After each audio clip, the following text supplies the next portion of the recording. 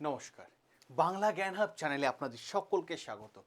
America এখনো পর্যন্ত তাদের 20 বছর ইতিহাসে সবচেয়ে বড় সেনাবাহিনী মোতায়েন করলো এবং পৌঁছে গেছে। এর আগেও কিন্তু কখনো এত বড় সেনাবাহিনী আমেরিকা কোনো যুদ্ধের ক্ষেত্রে নিয়োগ করেনি। দেখুন আর্টিকেল কি বলছে, আর্টিকেল পরিষ্কার হয়ে বলছে thousand of friends at largest US build up in middle east. 20 বছর ইতিহাসের সবচেয়ে বড় সেনাবাহিনীকে আমেরিকা পাঠিয়ে দিল। আর যখনই এত বড় সেনাবাহিনীকে পাঠিয়ে দিল তখনই ইরান কি চুপ রয়েছে? ইরান পরিষ্কারভাবে একটা মেসেজ দিয়ে দিল। কি মেসেজ দিয়ে দিল? Welcome to hell. দেখুন ওয়েলকাম টু হেল আর্টিকেল চলে এসেছে। ওয়েলকাম টু হেল, যে ভাই তাদের মাটিতে পা রেখেছো। কারণ এই দেখুন এতদিন যুদ্ধটা কিভাবে চলছিল, আকাশ পথে চলছিল, মিসাইল নিয়ে চলছিল, ফাইটার জেট নিয়ে চলছিল, কিন্তু এত সৈন্য তো একসাথে নামেনি। তাহলে কি পরিষ্কার বোঝা যাচ্ছে এই যুদ্ধটার আকাশপথে না গিয়ে জলপথে এবং স্থলপথে যুদ্ধে সামনাসামনি যুদ্ধ হতে চলেছে। কারণ আমেরিকা এত সেনা ইরানের বিরুদ্ধে নামাচ্ছে কেন, এই প্রশ্নটা কিন্তু সবচেয়ে গুরুত্বপূর্ণ প্রশ্ন হয়। আর স্থলপথে অভিযানে যদি হয়, যুদ্ধটা যদি হয়, স্থলপথে যুদ্ধ হয়, তাহলে কোথায় কোথায় যুদ্ধটা হতে পারে? ইরান দাবি করেছে যে 3টে জায়গায় যুদ্ধ হতে পারে, বা বড় বড় জিও পলিটিক্সের এক্সপার্টরা তারা দাবি করছেন যে 3টে জায়গায় যুদ্ধটা কিন্তু হতে পারে। কোথায়? এক হয় স্টেট অফ হরমুজের জলপথের ওপরে যুদ্ধ হতে পারে, যেটা ইরানের নিয়ন্ত্রণ আছে, আমেরিকা চাইছে সেটাকে নিয়ন্ত্রণ করতে। কারণ ওই রাস্তা দিয়ে আসল পয়সা আছে, কারণ ওই রাস্তা দিয়ে বিশ্বের 20% তেল যাতায়াত করে। ওই জায়গায় যে কন্ট্রোল চলে যায় আমেরিকার কাছে, তাহলে প্রচুর টাকা এখানে হতে পারে। না হলে যে জায়গার নামটা সব থেকে বেশি উঠে আসছে, খড়গ আইল্যান্ড। হ্যাঁ, আমি খড়গ আইল্যান্ড সম্পর্কে আপনাদের ডিটেলসে বলবো।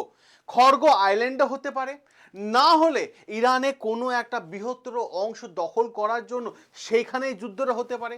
এই মতো অবস্থায় যে গুরুত্বপূর্ণ জায়গাটা চলে এসেছে, সেই গুরুত্বপূর্ণ জায়গাটা নিয়ে আমরা আজকে আলোচনা করব এবং খড়গ আইল্যান্ড নিয়েও আপনাদের সামনে আমি ডেটা নিয়ে আলোচনা করব। তার আগে আমি সকলকে বলবো, যারা দেখছেন এই চ্যানেলটা, আপনারা যারা ভালোবাসেন এই চ্যানেলটাকে, জানেন যে আর্টিকেল ছাড়া আমরা কথা বলি না।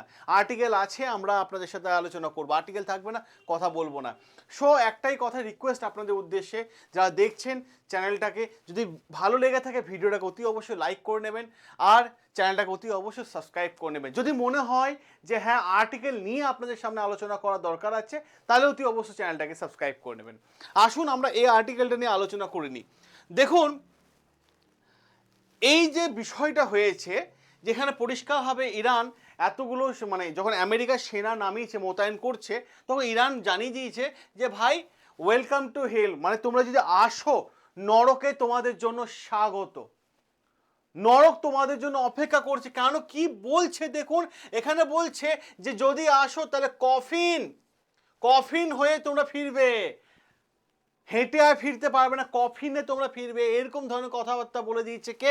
ইরান। তাহলে ইরান কোন ভাবে, একদিকে যুদ্ধটা কিন্তু এবার কথা বলা, যে যত রকম ভাবে স্ট্রং ভাবে কথা বলছে, ঠিক তত রকম ভাবে কিন্তু যুদ্ধের মুহূর্ত ইনস্ট্যান্ট ভাবে ঘুরে যাচ্ছে, ইনস্ট্যান্ট ঘুরে যাচ্ছে। কারণ পরিষ্কারভাবে একটা দেখা যাচ্ছে যে তার এই যে ইরান এই মুহূর্তে যে হুমকি দিয়েছে ওয়েলকাম টু হেল, তোমাদের নরকে তোমাদের স্বাগত, তার মানে কি? তার মানে আমেরিকা যা করতে যাচ্ছে ইরানের বিরুদ্ধে, সেটা ইরানকে আগে থেকে ক্যালকুলেট করে বসে আছে, সিদ্ধান্ত নিয়ে বসে আছে। তাহলে আমেরিকা কি করতে যাচ্ছে? স্থলপথে অভিযান করতে যাচ্ছে, লড়াই করতে যাচ্ছে, এইটাই গুরুত্বপূর্ণ জায়গা। আর তারই মাঝে এই সময় এমন কিছু ঘটনা আমার চোখের সামনে চলে আসলো, যেটা আমেরিকার আপনি বলতে পারেন আমেরিকা মানুষের চোখে ডোনাল্ড ট্রাম্প অনেকটা নেমে গেছে। কেন বলছি? কারণ সৌদি আরবে ক্রাউন প্রিন্সকে অশালীন ভাষা দিয়ে আক্রমণ করেছে ডোনাল্ড ট্রাম্প, নিজে কথা বলার মতো সে সীমা ছাড়িয়ে গেছেন। আর এই সব আমি বিশ্লেষণ করব আপনাদের সামনে, আরও একটা ভিডিও আনবো আপনাদের উদ্দেশ্যে এই সব বিষয় নিয়ে। কারণ আমেরিকা গর্ব ছিল, সেই আমেরিকা গর্ব কিন্তু কোথাও না কোথাও যেন আঘাত পাচ্ছে এই ডোনাল্ড ট্রাম্পের এই ব্যাপারগুলোকে নিয়ে।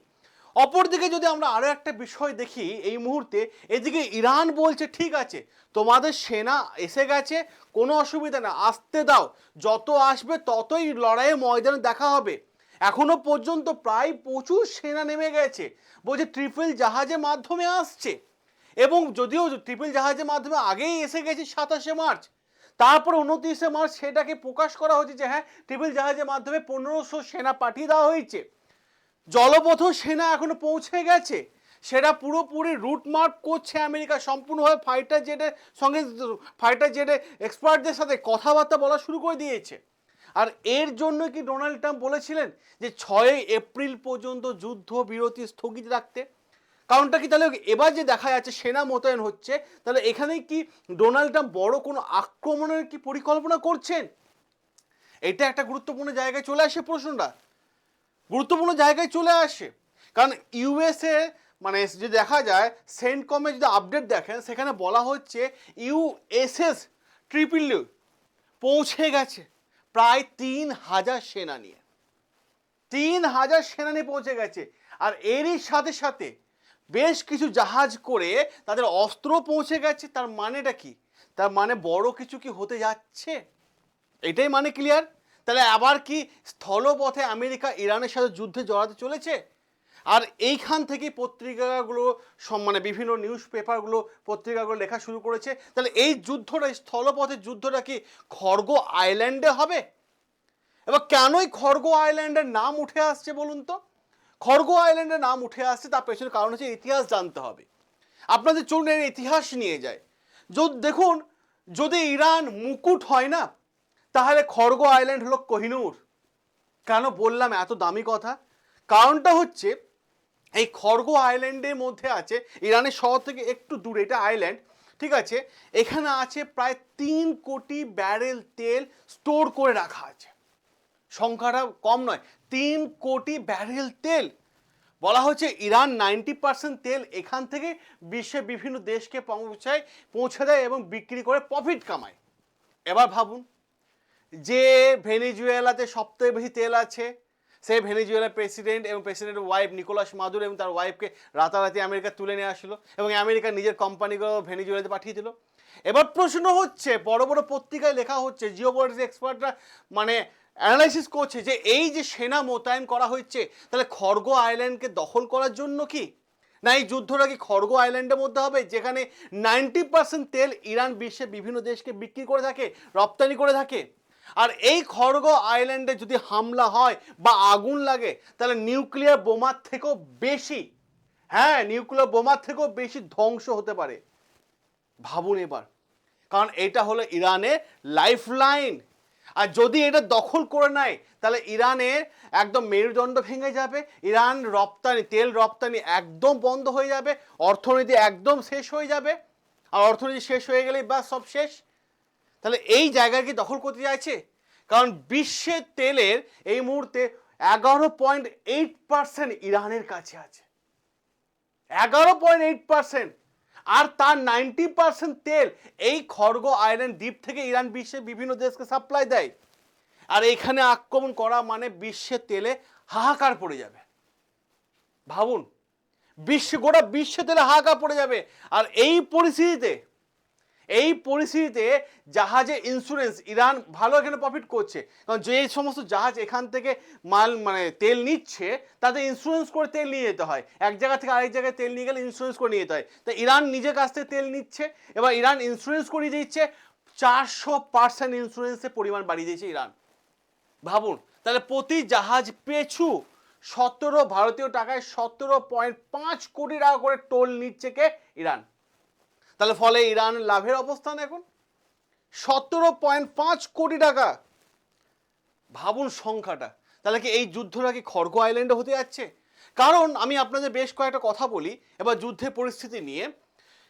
ডোনাল্ড ট্রাম্প 22 মার্চ হুমকি দেন যে আমি 48 ঘন্টা আলটিমেটাম দিলাম, 48 ঘন্টার মধ্যে হামলা হবে ইরানের মধ্যে, মারাত্মক হামলা। এক, তারপর পাল্টা হুমকি দিয়েছিল ইরান যে ভাই আমাদের উপর হামলা হলে ভাই তেল আরোই বন্ধ করে দেবো। সেখান থেকে ডোনাল্ড ট্রাম্প পিছু হাঁটে এরপর যদি দেখেন আপনারা 22শে মার্চে বা 23শে মার্চ সন্ধ্যাবেলা আবার একটা হুমকি দেয় যে আমি 5 দিনের জন্য এই যে ইরান ইসরায়েল আমেরিকা যে যুদ্ধ চলছে তার সিজফায়ার সম্পূর্ণ বন্ধ রাখলাম। তারপর আবার 27শে মার্চ তিনি ঘোষণা করলেন যে 10 দিনের জন্য এই মানে সিজফায়ার ঘোষণা করছি। তাহলে ব্যাপারটা কি? তাহলে সময় কিনা বেচার মধ্য দিয়ে কি চলছে বিষয়টা? কেন বলছি? তাহলে ডোনাল্ড ট্রাম্প কি সময় নিয়ে তার সেনা ঠিকঠাক মতো জায়গায় সেট করছে? প্রশ্ন তো এই জায়গায় হচ্ছে। কিন্তু সমস্যায় পড়ছে, আলোচনা পদ্ধতিতেও আসছে জিসিসি কান্ট্রিগুলো, যেমন সৌদি, কাতার, বাহরিন, ওমান, এরা না ডোনাল্ড ট্রাম্পে বা আমেরিকার দিকে সাপোর্ট যেতে পারছে, না ইরানের দিকে যেতে পারছে। সব কিছুই যেন একটা পুরো মানে পরিকল্পনাভাবে প্ল্যান হয়ে চলছে। আর এই মতো অবস্থায় আগামী দিনে কি হতে চলেছে তার আন্দাজটা নিশ্চয়ই আপনারা ঠিকঠাক মতো করতে পারছেন। সর্বশেষ যদি আমি আপনাদের উদ্দেশ্যে রাখি, মোট কথায় আমেরিকাও যুদ্ধের প্রস্তুতি নিচ্ছে, অপরদিকে ইরানও পুরোপুরি প্রস্তুত।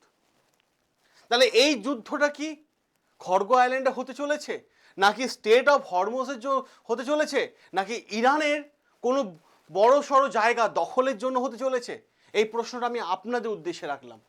আপনারা কমেন্ট করে জানাবে আপনাদের নিজস্ব মতামত। সকলে ভালো থাকবেন, সুস্থ থাকবেন। আমি এখানেই আর্টিকেলটা শেষ করলাম। এরপর আরও একটা গুরুত্বপূর্ণ আপডেট আছে, আমি যেটা খুব দ্রুত আমি আপনাদের সামনে শেয়ার করবো এবং অ্যানালাইসিস করে দেবো।